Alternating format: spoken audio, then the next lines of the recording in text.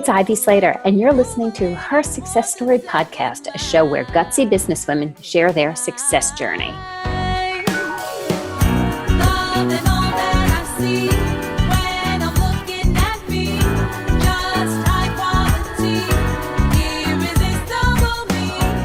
Hello, it's Ivy Slater, and with another episode of Her Success Story. Listeners, thank you for joining me. The repeat listeners, thanks for coming on back.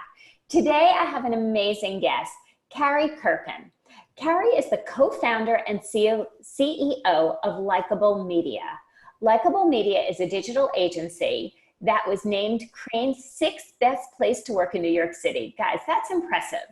In recognition of her work championing change in advertising industry, Carrie has been honored by the inaugural Champion U.S. Female Frontier Awards. She's the author of Work It, Secrets for Success from the Boldest Women in the Business, and a columnist for INC as well as Forbes. Carrie has been featured in the New York Times, ABC World News Tonight, Fox News, CNBC. She's a keynote speaker and has spoken globally. Carrie, thank you so much for joining me today. I know you have a busy life, a busy existence. Thanks for joining us here on Her Success Story. Thank you so much, Ivy. I'm happy to be here.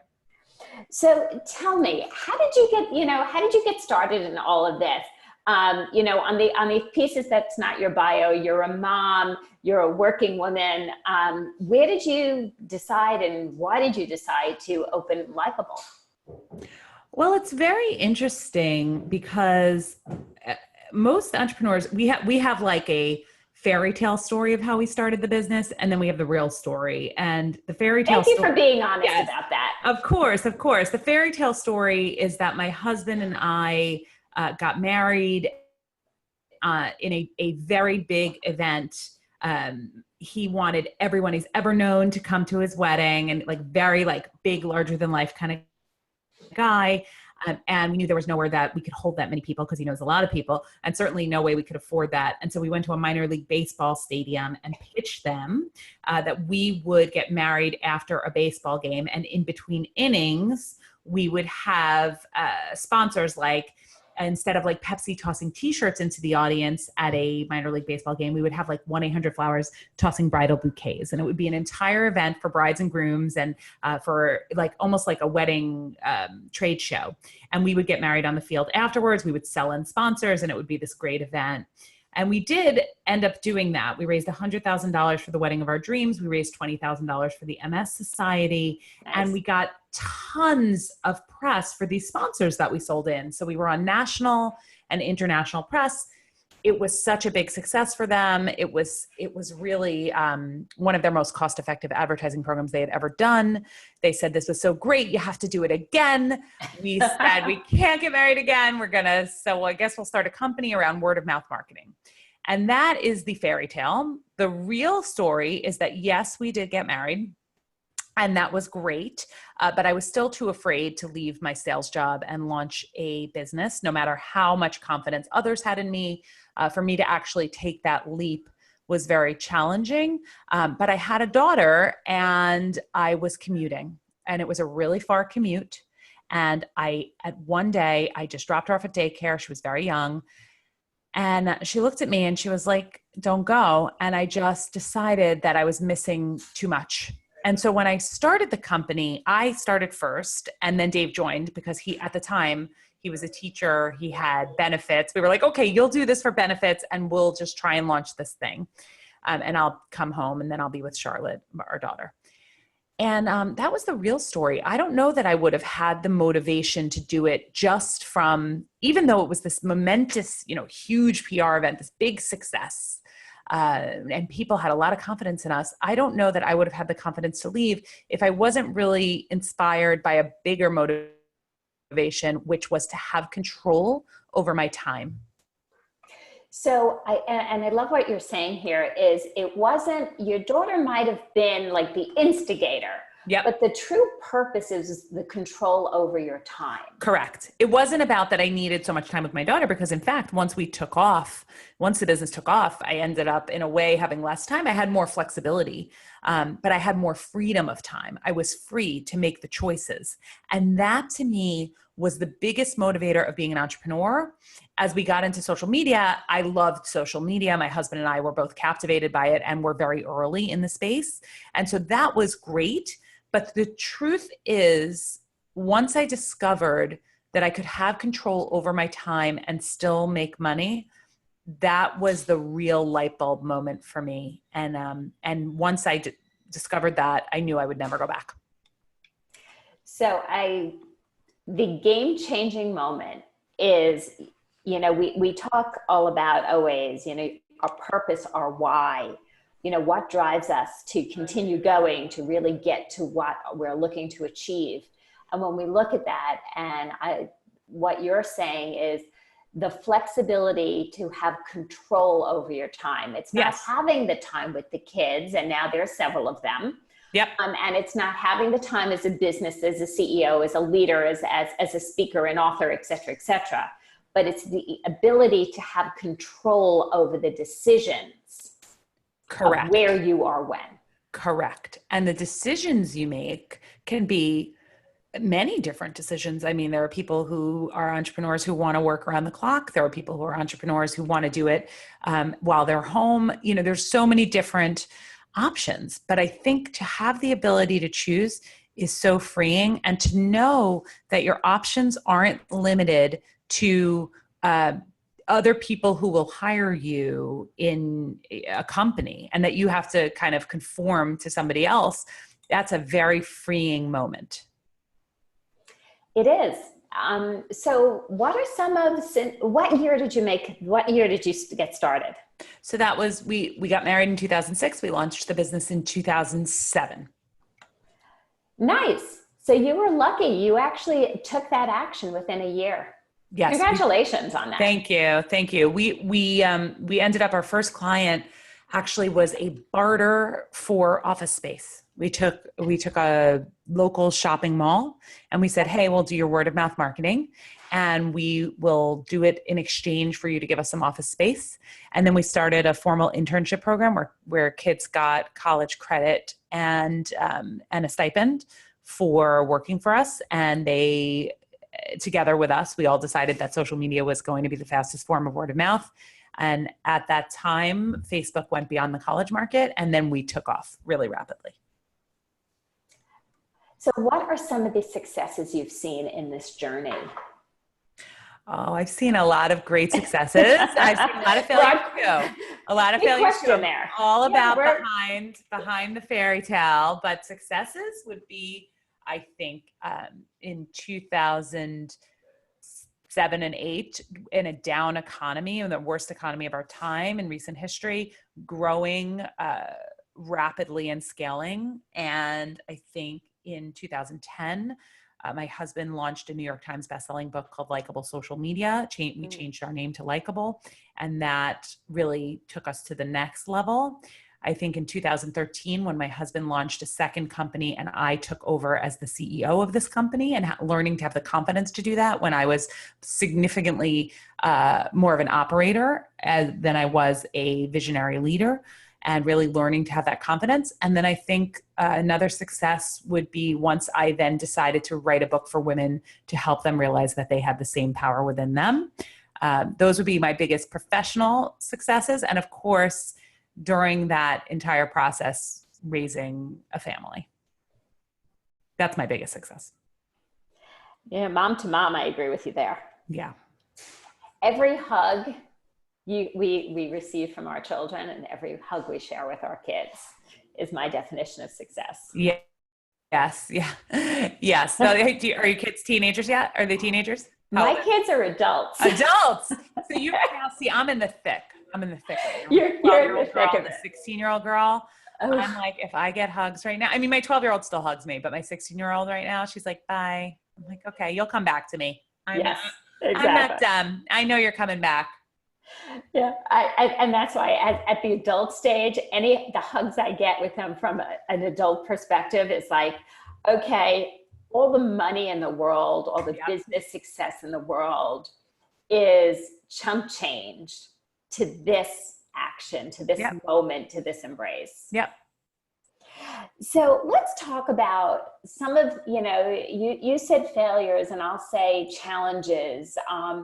Business is business. And I'll always say business is a journey. So one of the things I do want to point out before we go here, because I wrote it down and it's going to sit here and sit with me, because one of your biggest teaching points is that you had great success in a down economy. Mm-hmm. And I've always said the economic world doesn't have to define who we are and how we do business. Oh, for sure. For sure. And many, many people get caught up in, oh my goodness, the economy. And it's like, you could have that define you, or you can define your business and yourself and move through it. I think that the power of self-fulfilling prophecies, it's strong. So if you're in a down economy and you're like, we're in a down economy, we're doomed. We're in a down economy, we're not going to hit our number. That essentially will be true. However, if you say we're in a down economy, what do people need in a down economy? How can I adjust my thinking and adjust my product and adjust my offering to benefit a down economy? A down economy can actually work well for you. Agreed, 1,000%. So what have been, you had your daughter when you started your company, and we'll call it Likeable, because it might have not have started as Likeable, it is today. Right. What are some of the things you've navigated? Obviously adding 2 more kids to your family. Yes. Okay, that's navigatable. Yeah. You've stepped in as CEO of Likeable while your husband is, started business number 2 within the family realm. Yes. How have you managed to navigate this all and look great? Because, the audience, our listeners aren't seeing the visual of you, but you guys are going to check it out online. I know that. You're going to see Carrie's picture. She looks fabulous. How do you do this? Oh, gosh. How do I do that? How do I navigate? I bump into things, I think it's understanding. I'm a big fan of Reshma Saujani's book, Brave, Not Perfect, and understanding that the only way to achieve a goal is to try. And many times when we try, we miss. And so throughout my journey, the story can be told with all of my hits, but as many hits as there are as many misses. There are as many times that I have not been as good of a parent as I wanted to be, not taking care of myself as well as I wanted to be, not been as good of a wife, not been as good of a leader. And so I think it's the constant willingness to try and keep going. There have been many, many things that have been challenges. I know that you had mentioned that earlier. There have been financial challenges with scale when you're scaling and growing and learning how to run a business. Like, look, as I told you, I started the business because I was like, oh, I want control of my time, and maybe I'll work from home so I don't have to drive Charlotte. I don't have to drive so far, and I can do this easily. I can take her to daycare and then go home and work in 5 minutes instead of this hour-and-a-half commute. I had no idea what it was like to run a business of 50 people. And so all of those things you learn as you go. And I think that being unafraid and trying, or being afraid, but not letting that stop you and not letting negative thoughts stop you, is really something that's worked well for me. And I think you say this really beautifully, is it's not about not being afraid. Right. It's about saying, okay, I'm scared and I'm taking action. Yep.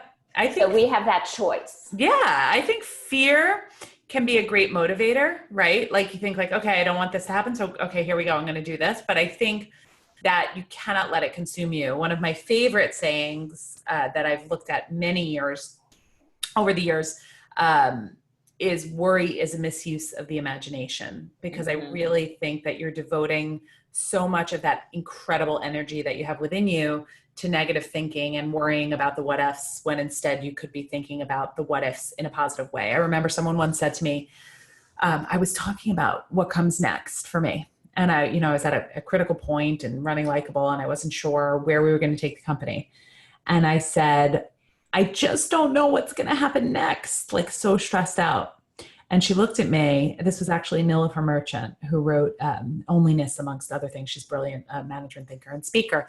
And she said, what if you turn that phrase around, and instead of saying, I don't know what's going to happen next, you say, I just don't know what's going to happen next. Like, with the joy and excitement of what could come. And that small shift for me was a game changer, because it really taught me that I was using so much of my mental energy to worry instead of to wonder. So shifting the worry to wonder. Mm-hmm. Beautiful. Thank you. What has surprised you in this journey? So many things surprise me. I'm surprised at what I'm capable of doing. I didn't think I would ever be doing what I was doing. I mean, I went to school for marketing, but I didn't think I would ever run a business. What has surprised me, how important picking a good partner is. I knew it was important, but I didn't realize just how important to every aspect of your life. When you have a partner, if you have a partner, making sure that they're a good supportive partner is very, very important. I've been surprised by how I've been able to change the business during a rapidly changing time in technology, right? I mean, social media in 2007 was totally different than in 2019, and we're still here and we're still growing. And so it's just that's been surprising. And, I'm surprised at all of it. And I'm surprised at how much fun it was. I've had a lot of fun. And, that brings a huge smile to my face is, business is changing and evolving at a rapid time due to technology. Yep. And it's not going to change. It's going to continue to change and grow rapidly due to technology. And I often, for me, to refer to this as we're in the time of what the Industrial Revolution was so many years ago. Absolutely. And that impact. And so the choice we have is like, we could say, oh my God, this is how we used to do things. Or it's like, wow, just what you're saying is, wow, isn't this wild? Let's jump on board and see where we go next. And having the openness to imagine where we go next and step into that, the ride on that train. Yes, absolutely. I want to come here because I think this is so important, especially to our listeners. You talked about women in confidence, and you said, I didn't think I had the confidence to actually lead this business on my own. Although when you started it, your husband stayed in his teaching job for a little bit. He did. God bless benefits, and especially teaching benefits. And you took the realm, and then you still thought like, but can I actually lead this? Share a little bit more about where you were internally and how you came through that. Well, it's such an interesting point. I did start it. When I started it, I started it as a consultant. I was going to consult, and I was going to see like sort of a solopreneur. And then when Dave saw that things were really kind of taking off, he was like, maybe we can do this together. And I remember saying, if you get me 4 small consulting clients, then we can afford health insurance and you can leave. And that was like really it. It was nothing. So he went like door to door. I think he got a restaurant, like all these things. And he eventually did it. And then he became obsessed with how do we scale. And he also became really focused on vision. And he joined the Entrepreneurs Organization, and he did all of these things. He set a strategic plan, and he was truly a visionary. And he did take the company from under $1 million in revenue, probably, I think by the time he left, it was quadruple that size. So, excuse me. So when he did that, it became this sort of persona of he's a visionary and I can make it all happen. Like he's the face of the business and I'm the behind the scenes. And that worked really well. It worked really well for our marriage, and it worked really well in business because you need that yin and yang, right? So when he left, it became like, and I was the natural person to come in. I wasn't going to hire somebody over me to do that. I felt really at a loss because I had defined myself as an operator. and not a visionary. And I remember I was looking out at all the people in front of me and I was like, oh my gosh, I was going to talk to the staff. And the other thing about it was when I came in, social media had flatlined. I mean, I think I came in 2013. In 2007, nobody was doing social media for companies, very few people. And in 2013, it was a much more crowded landscape. And so I had to become a visionary and I had to step up and do it. And so that was really a very challenging time for me and something that made me excited, but terrified. So it's going back to what you said earlier a little bit of being scared, being fearful, and moving through it versus stopping at it. Exactly. I had to do it, right? What was I going to do? I mean, I had to learn how to work it, right? And so where do you see your Likeable today and and as a visionary and CEO? Yep. Where do I see Likeable? Where do you see Likeable today and where do you see it for the future? So Likeable is still at its core business is as a social media and content agency. So we create and distribute content for brands, mid-sized to large brands. And we specialize in food and finance. We have a few different areas that we specialize in. Where I see the future and what I'm focused on is really twofold. So the first is more consultative. So in other words, brands are hiring tons of internal staff for social media. An average brand has between 2 to 7 employees that work exclusively on social media at this point. And those people need a lot of help. And so for me, I'm developing a consultative product called Smarter Social that helps internal teams manage their social media better and evaluate their social media better, teaching them how to think like an agency and really tap into some outside resources in a consultative space, because I believe that consultative work is really the future for agencies and also specifically around social media. The second area that I'm focused on in content production is very high-level programming for social media that I call branded social programming. I think as the networks try and take more TV share from TV dollars, more advertising share from TV dollars, and you're looking at, they want more eyeballs there for longer periods of time, they need to become content houses the way Netflix is and everything else. And so brands have an opportunity to produce really smart programming on social media. And so looking at things like IGTV, Facebook Watch, LinkedIn Live, all of these things, I think this is what you're going to see. So we've started producing shows for brands around that as well. Fabulous. Yep. So you're quite the visionary. Well, I had to learn how to do it. I had to learn. It wasn't natural. So what's a tip you can share with our listeners today, especially around stepping into what is scary, what is fearful, what we don't have confidence in? How do we as listeners, as women, as leaders, take those bold actions and steps? Well, I have 2 interesting tips that are practical. I like to give really practical tips. I worked with the Fast Forward group and Lisa McCarthy, and she had me do a 1-year vision. Every year, she sits down and she writes a vision where she writes in the past tense about the future year. So I'm so excited to be closing out. Here are all of the amazing things I did. Here's what I've done, and all of these things, and not like gimmies, like things that are really big. And then, so write that confident vision out and put it somewhere where you can look at it and check on it. And then the biggest tip that I got in my book, I interviewed over 200 women. Well, I've interviewed over 500 women, but my passion project was to really tap into speaking to and sharing stories of women. Specifically, I started in the digital and social space because that's what was natural for me, and then expanded beyond.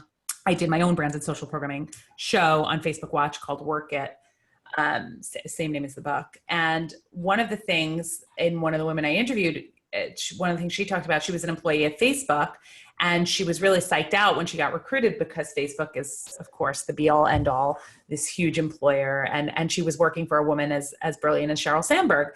And so she really felt less than. She did not feel confident. And so what she decided to do was keep a confidence log. she noted in a journal every time she felt less than. She noted every conversation she had where she felt like she wasn't participating enough or any of those things. And she kept a log of what happened and why she felt that way. And by keeping a log and being aware of your lack of confidence and how it's holding you back, you start to do it less because you're accountable for reporting when you are feeling less confident.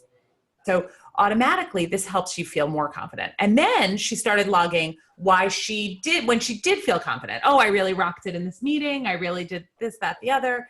And it went really, really well for her. So those are two just very practical tips, right? A vision for the following year, check on it all the time and feel good about it. Know that you won't hit everything on that vision, but just know that you have something to shoot for and be unafraid to shoot for it.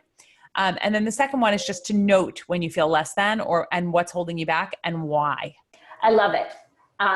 If all of our listeners and every person her success story touches can do those two things, I would love for you guys to check in with us in a year from there and see where you are. Please, Carrie, share with me, how could people follow you, stay in touch?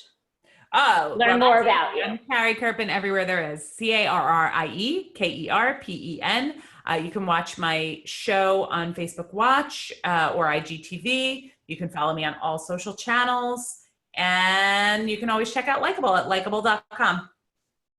Awesome. Listeners, remember, if you enjoyed today's show, like our content, leave a note below, subscribe. We come into your inbox every Monday morning with great content, great guests. And so thrilled to be here with you. Carrie, thank you for joining me here today. Thank you so much, Ivy. It was a pleasure. And see you next week on Her Success Story. To shine.